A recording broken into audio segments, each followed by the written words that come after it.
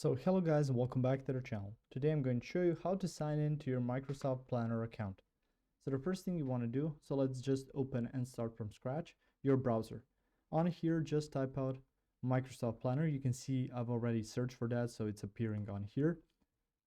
If you search for that, you can see this website right here. So it says planner.cloud.microsoft. So if you click on that, you can do it through here. You can also do it through here, which will be part of the Microsoft 365 Microsoft Planner. So we can just click on that as well.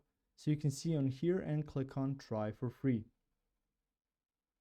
So if you click on that, you can also see some plans and pricing. But if you're unsure with the subscription plan, you can just go and try for free. So they give you a 30-day or 1 month free trial, and you just need to fill out some information like your business information, which would be your email address, your full name and stuff like that. You can even add your middle name if you want to do that. So you can see this button right here that says try for free.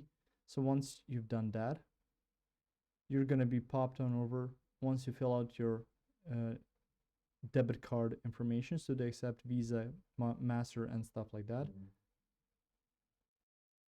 And on here you can see the options. So start your free 1 month trial today.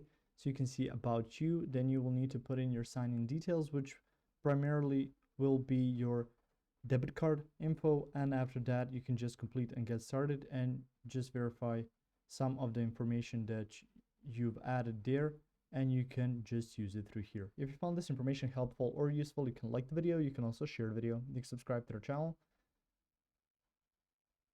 and click the notification bell to get notified about new videos on Microsoft Planner or some other topics that might interest you as well. See you guys in the next one. Goodbye.